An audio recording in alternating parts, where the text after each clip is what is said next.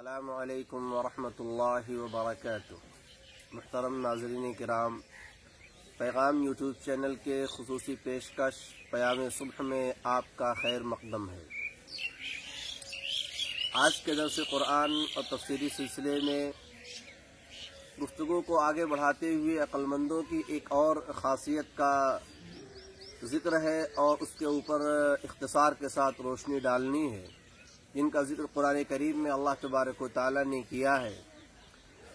عقل مندوں میں پائی جانے والی خصوصیات جن کا ذکر سورہ رعد میں اللہ تعالی نے کیا ہے، ان میں ہے اللہ سے کیے ہوئے عہد اور وعدے کو پورا کرنا، اور اس کے بعد ان رشتوں کو جوڑنا جن رشتوں کے جوڑنے کا اللہ نے حکم دیا ہے۔ وَيَخْشَوْنَ رَبَّهُمْ، پروردگار کی خشیت اپنے دل کے اندر پیدا کرنا، بدترین اور برے حساب و کتاب سے ڈرنا اور اس کا خوف دل میں ہونا۔ 5ویں نمبر پہ ہے صبر کرنا اللہ کو خوش کرنے کے لیے۔ 6 نمبر پہ ہے نماز قائم کرنا۔ 7واں ہے اللہ کے راستے میں خرچ کرنا۔ آج 8ویں نمبر کا ذکر ہے اور 8ویں صفت کا ذکر ہے جو ایک عقل مند انسان میں پائی جاتی ہے۔ اللہ تبارک و تعالیٰ نے فرمایا کہ وَيَدْرَؤُونَ بِالْحَسَنَةِ السَّيِّئَةِ، ایک عقل مند سمجھدار انسان کی نشانی اور علامت یہ بھی ہے کہ وہ ہر جگہ پر برائی کا بدلہ برائی سے نہیں دیتے، بلکہ وَيَدْرَؤُونَ بِالْحَسَنَةِ السَّيِّئَةِ، کہ وہ برائی کو بھلائی کے ذریعے ختم کر دیتے ہیں، برائی کو بھلائی کے ذریعے مٹا دیتے ہیں، برائی کو بھلائی کے ذریعے دفع کر دیتے ہیں، ہٹا دیتے ہیں۔ اس آیت کی تفسیر میں مفسرین نے کئی باتیں نقل کی ہیں۔ ایک بات تو یہ کہ یہاں برائی کو بھلائی کے بدلے میں ختم کرنے کا مطلب یہ ہے برائی کا تعلق یہ کفار سے ہے، مشرکین سے ہے، اور بھلائی کا تعلق یہ ایمان والوں سے ہے۔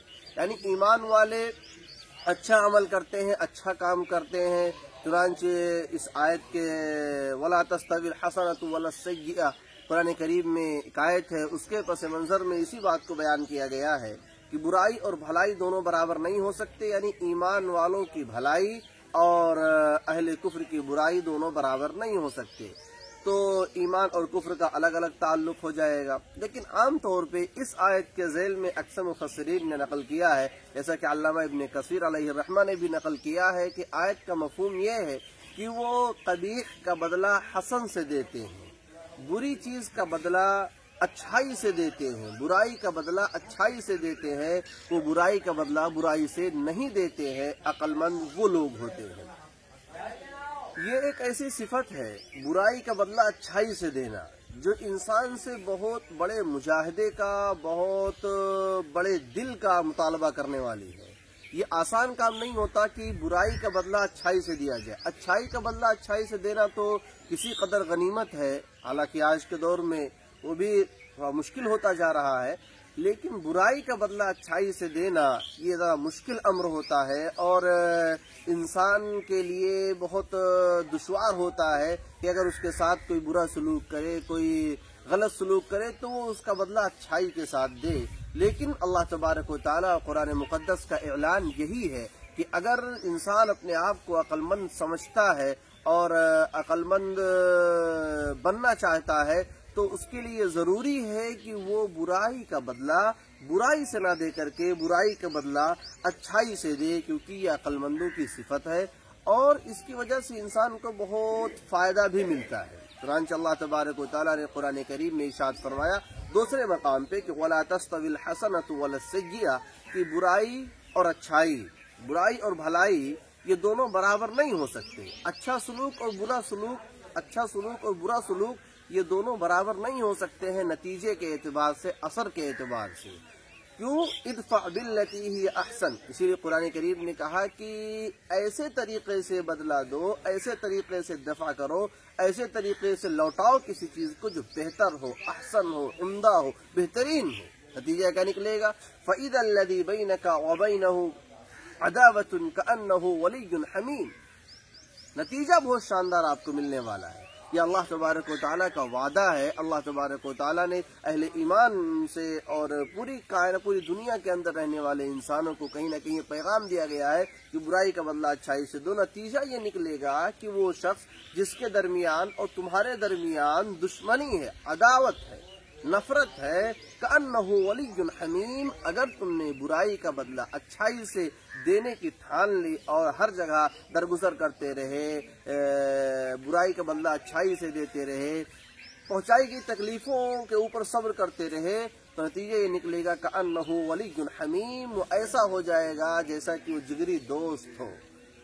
اگر آپ تاریخی حقائق کی روشنی میں اس چیز کا مطالعہ کرنا چاہیں اور جاننا چاہیں تو جناب محمد رسول اللہ صلی اللہ علیہ وسلم کی زندگی ہمارے اور آپ کے لیے ایک بہترین رہنما اور چمکتا دمکتا ستارہ اور ایک روشنی ہے، ایک کرن ہے۔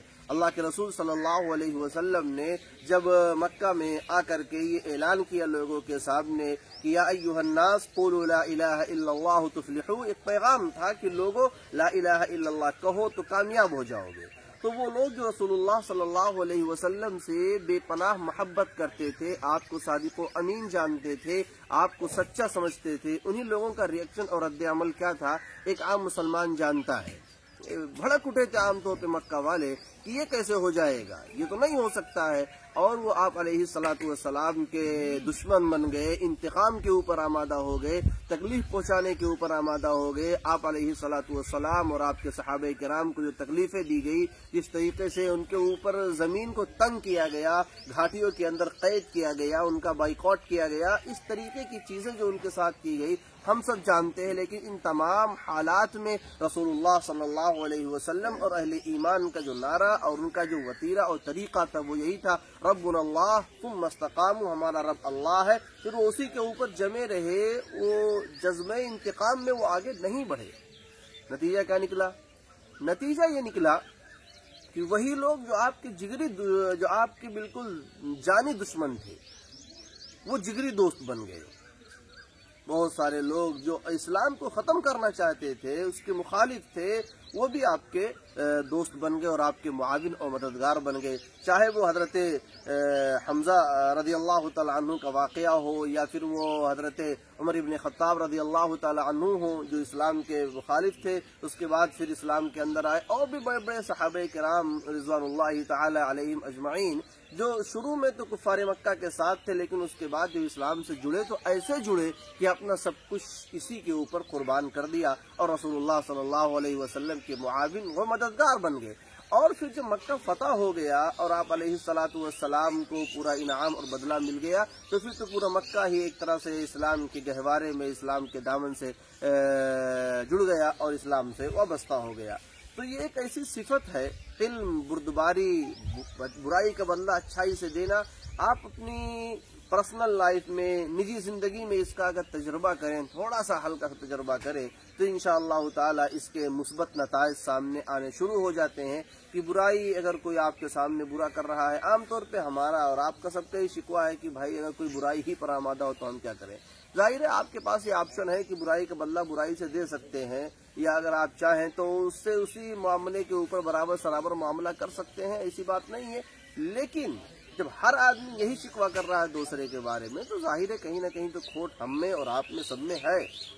اس لیے ہر آدمی کو، اس سے پہلے بھی صبر کے بارے میں جب آیت آئی تھی وہاں بھی گفتگو کی گئی تھی کہ ہر آدمی کو یہی چاہیے کہ وہ دوسرے کے ساتھ دوسرے کی برائی کو اگنور کرنے کی، نظر انداز کرنے کی کوشش کرے، تو انشاءاللہ تعالی دنیا اور آخرت کے اندر فلاح اور کامیابی ملے گی۔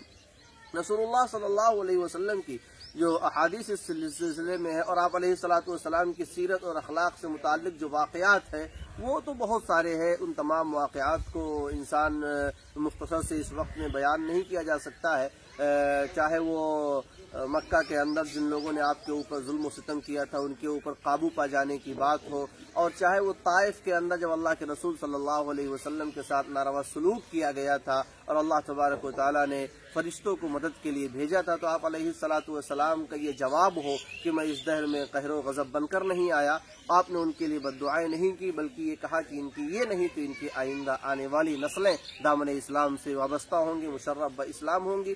تو واقعات تو اور بھی بہت سارے ہیں. آپ علیہ الصلوۃ والسلام کے ایک دشمن نے آپ کو تلوار سے مارنے کی کوشش کی تھی اور آپ علیہ الصلوۃ والسلام آرام فرما رہے تھے. اس موقع پہ اس نے تلوار لے کر کے کہا تھا من یمنعک منی، کہ اے محمد اب بتاؤ کہ تم کو کون بچائے گا مجھ سے. تو اللہ کے رسول صلی اللہ علیہ وسلم نے پورے باوقار انداز میں کہا تھا اللہ ہماری حفاظت کرنے والا ہے. تلوار اس کے ہاتھ سے گری. اللہ کے رسول نے تلوار ہاتھ میں لے گی کہ اب بتاؤ تم کو کون بچائے گا میرے ہاتھ سے. ظاہر ہے اس کا یقین اللہ کے اوپر نہیں تھا. اس نے کہا آپ بچا سکتے اور کون بچا سکتا ہے. اللہ کے رسول صلی اللہ علیہ وسلم نے معاف کر دیا. پھر وہ دامن اسلام سے وابستہ ہو گئے. تو واقعات تو بہت ہیں، لیکن ان واقعات کی تفصیل میں نہ جاتے ہوئے میں فقط 2 حدیثیں آپ کے سامنے اس سلسلے میں بیان کرنا چاہتا ہوں. ایک حدیث ترمذی شریف کی ہے. اس کا خلاصہ یہ ہے کہ اللہ کے رسول صلی اللہ علیہ وسلم نے ارشاد فرمایا جو شخص اپنا غصہ اتارنے اور بدلہ لینے پر قادر ہو. یہ بہت اہم پوائنٹ ہے. البتہ برائی کا بدلہ اچھائی کی جو بات آئی کہ جو شخص بدلہ لینے اور غصہ اتارنے پر قادر ہو، یعنی برائی کا بدلہ برائی سے دینے پر قادر ہو. برائی کا بدلہ برائی سے دینے پر قادر ہو، اس کے باوجود بھی برائی کا بدلہ برائی سے نہ دے، صبر کر لے اختیاری طور پہ، اور اس کے باوجود وہ اپنے غصے کو دبائے. قادر ہے، اس کو پورا کنٹرول، پوری طاقت حاصل ہے، لیکن وہ اپنے غصے کو دبائے، اپنے غصے کو کنٹرول میں رکھے اور قابو میں رکھے، تو اللہ تعالیٰ اس کو قیامت کے دن علی رؤوس الناس، تمام لوگوں کے سامنے، مخلوقات کے سامنے لائیں گے، پیش کریں گے، اور اس کو اختیار دیں گے کہ وہ جنت میں جس حور کو چاہے وہ لے لے، اختیار کر لے.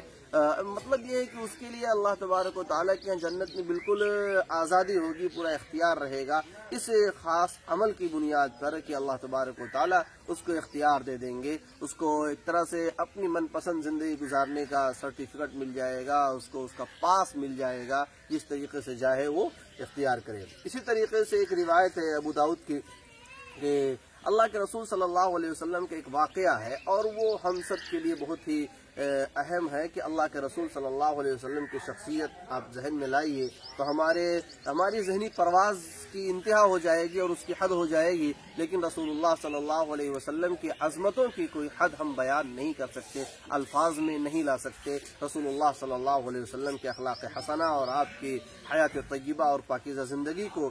تو حضرت ابو ہریرہ رضی اللہ تعالی عنہ آپ کے بلند اخلاق کا ایک واقعہ بیان کرتے ہوئے فرماتے ہیں کہ ہم لوگ عادت تھی کہ مسجد میں رسول اللہ صلی اللہ علیہ وسلم کے ساتھ بیٹھ جاتے تھے اور باتیں کرتے تھے. مسجد کے اندر بیٹھ جاتے تھے، باتیں کرتے تھے اللہ کے رسول صلی اللہ علیہ وسلم کے ساتھ. جب اٹھ کر گھر میں جاتے تو ہم لوگ بھی چلے جاتے. ایک دن حسب معمول، اختصار کے ساتھ یہ واقعہ سنیے، ایک دن حسب معمول مسجد سے نکلے، ایک دیہاتی آیا. عام طور پہ مدینہ کے اگل بغل جو قصبات تھے، جو دیہات تھے، وہاں سے لوگ اللہ کے رسول صلی اللہ علیہ وسلم کے پاس آتے تھے. تو دیہات کے لوگ شہر والوں کے مقابلے میں، عام طور پہ آج بھی یہ بات ہے، تھوڑی سی مطلب یہ کہ تہذیب یا کہہ لیجیے بات کرنے کے انداز اور رویے سے شہر والوں کے مقابلے میں دیہات والے کم واقف ہوتے ہیں. یہ ایک سچائی ہے. اچھا، دیہات والے اس کو اتنا برا بھی نہیں مانتے. ان کے یہاں اس طرح کے لہجے، اس طرح کا رویہ، اس طرح کے عمل وہ چلتا رہتا ہے. وہ آپس میں بے تکلفی اس کو سمجھتے ہیں. تو ایک بدو آیا اور دیہاتی آئے اور اس نے آپ کی چادر جو رسول اللہ صلی اللہ علیہ وسلم اڑے رہتے تھے پیچھے سے زور سے پکڑ کر کھینچی کہ آپ کی جو گردن یہ ہے چادر تن گئی اور یہ گردن بالکل رگے پھول گئی اور سرخ ہو گئی گردن ایک دم سے. آپ نے مڑ کر اس کی طرف دیکھا تو اس نے کہا کہ بجائے معذرت کرنے کے کہ چلو غلطی ہو گئی، چوک ہو گئی، ظاہر سی بات ہے اس طریقے سے کھینچ لینا، اس نے اپنے ہی لہجے میں کہا کہ میرے اونٹوں کو غلہ سے لا دو، میرے اونٹوں کو غلہ سے لاد دو. یہ دو تو میں کہہ رہا ہوں ان کے لہجے میں اگر کہا جائے تو میرے اونٹوں کو غلے سے لاد دے. تیرے پاس جو مال موجود ہے، تیرے پاس جو مال موجود ہے وہ نہ تیرا ہے نہ تیرے باپ کا ہے، یعنی وہ مسلمانوں کا ہے. ظاہر سی بات ہے، آپ خود تصور کیجئے ایک لمحے کے لیے کہ رسول اللہ صلی اللہ علیہ وسلم مدینہ کے اندر موجود ہے. آپ علیہ الصلوۃ والسلام سربراہ مملکت بھی ہے، سب کچھ ہے، آپ کے پاس بیت المال ہے، اس کا مال ہے، خیر قوم کا مال ہے اور سب کے لیے. لیکن یہ رویہ، یہ لہجہ، یہ انداز ایک معمولی سے آدمی کے ساتھ اگر رویہ اختیار بھڑک اٹھتا ہے اور جلال میں آ جائے گا اور اگر انتقام لینے پر قادر ہو تو پھر ایسی کی تیسی کر دے گا کوئی بھی انسان. لیکن اللہ کے رسول صلی اللہ علیہ وسلم سے اس نے خطاب کیا تو آپ अलैहिस्सलाम ने फरमाया कि पहले मेरी गर्दन का बदला दो तब गल्ला दिया जाएगा। तो गर्दन तुमने लाल कर दी, मेरी तकलीफ पहुंचा दी है देहाती से उसी अंदाज में, पहले मेरे इस गर्दन का बदला दो तब तुमको गल्ला दिया जाएगा। तो बार बार कहता था खुदा की कसम मैं हरगिज़ बदला नहीं दूंगा, खुदा की कसम मैं हरगिज़ बदला नहीं दूंगा। अल्लाह के रसूल सल्लल्लाहु अलैहि वसल्लम उसने लहजा अख्तियार किया तो फिर आपने उसके बाद फरमाया कि उसके ऊँटों पर जाओ और खजूरें लगवा दी और कुछ तारुज़ ना फरमाए। जाहिर है अल्लाह के रसूल सल्लल्लाहु अलैहि वसल्लम का रद्द अमल और रिएक्शन ऐसे मौके पर गुस्से वाला ही होता या इंतकाम वाला ही होता, तो हम और आप खुद बताएं कोई मुस्बत नतीजा सामने नहीं आ सकता है, कोई तामीरी चीज़ वजूद में नहीं आ सकती थी। और उस देहाती के जहन को अल्लाह के रसूल सल्लल्लाहु अलैहि वसल्लम को रवैया बदल नहीं सकता था। तो ये चीज़ें हैं जिनको समझने की ज़रूरत है। एक मरतबा ऐसे ही हुआ, मस्जिद के अंदर एक देहाती आए, आदाब से नाशना थे, पेशाब करना शुरू कर दे तो सहाबा किराम रिज़वानुल्लाहि तआला अलैहिम अजमईन, तो जाहिर सी बात है हैरत होगी, हैरत हुई। उसने कहा कुछ नहीं, अब तो कर ही दिया तो करने दो। उसके बाद फिर उसकी सफाई करा दी और उसका दरगुजर न करो, उसको छेड़ो नहीं। तो ये चीज़ें हम सबको अपनी ज़िंदगियों में अपने अगल बगल जिन लोगों से हमारे रवाबित हैं जानना चाहिए कि किस आदमी के मिजाज कैसा है। मिजाज के एतबार से आदमी के साथ सुलूक किया जाता है और उसके साथ बर्ताव किया जाता है। हर एक को एक ही डंडे और एक ही लाठी से हाँकना मुनासिब नहीं है। हर एक के साथ आपका रवैया, हमारा रवैया अलग होना चाहिए। बस परेशानी इस वक्त ये है कि हर आदमी ये चाह रहा है मैं हूँ या आपकी सारी दुनिया का रवैया और सारी दुनिया का, पूरी दुनिया का मिजाज जो है वो मेरे मिजाज के हिसाब से हो जाए, मेरे मुआफिक सब लोग चलने लगे, चाहे वो घरों का मामला हो, बाहर का मामला हो, कहीं का भी मामला हो। तो याद रखें कि इस तरीके से नहीं होता। एक बाकमाल इंसान की दलील ये भी है कि वो मुख्तलिफ लोगों से उनके मिजाज और उनके तबीयत के हिसाब से, उनके रवैये के हिसाब से सलूक करता है, व्यवहार करता है, मामला करता है। तो वो फिर अपने आप में पुरअमन और पुरसुकून जिंदगी गुजारता है। उसको किसी चीज़ की कोई फिक्र नहीं होती और मुख्तलिफ लोगों के जो जुमले होते हैं उससे उनको तकलीफ नहीं होती। ये उलमाए नफ्सानियात के जो माहिरीन होते हैं उन्होंने एक नुस्खा नकल किया है कि अगर इंसान को ज़िंदगी में पुरसुकून रहना है तो उसका एक हल ये है कि उसके मुतालिकीन जितने भी हैं, रिश्तों से ताल्लुक़ रखने वाले, प्रोफेशनल लाइफ से ताल्लुक़ रखने वाले लोग, ऑफिस के लोग या और भी बहुत सारे लोग जो साथ में होते हैं, जिनके साथ उठना बैठना होता है, बार बार जिनके साथ मुलाकात होती है, मामला होता है, एक खुशगवार ज़िंदगी गुजारने के लिए ज़रूरी है कि उन तमाम लोगों के लिए आप अपने जहन में एक खाका और नक्शा बना लें। एक और जो जिस मिजाज का हो, जिस आदत और तबीयत का हो, उसको आप उसी खाके के अंदर फिट कर देंगे। आप उसको उस जहन के उसी महल में रखिए कि हाँ ये इस राय के इसकी गुफ्तगू इसी अंदाज की होगी और फला इस मयार का है, इसकी गुफ्तगू इस अंदाज की होगी, फला की आदत ये, इसकी गुफ्तगू इस अंदाज की होगी। तो फिर उसमें क्या है कि जब वो रवैया उसकी तरफ से रिएक्शन आएगा या जुमले आएंगे, आपको उन जुमलों पर, हमें उन जुमलों पर तकलीफ कम होगी। इसलिए कि हम पहले से जहन बनाए बैठे हैं कि वो आदमी उस मेयार का है और इस जहन का है और उस तरह की बातें उसकी तरफ से आएंगी, इस तरह की चीज़ें उनकी तरफ से आएंगी, तो फिर उसमें तकलीफ कम हो जाती है। और अगर सबको एक ही दर्जे में रखेंगे तो उसमें बहरहाल गलतफहमी होती है और किसी का रवैया, हर एक का रवैया अलग अलग होता है, तो इंसान को तकलीफ ज़्यादा होती है। तो बुराई को दफा करना है अच्छाई के जरिए।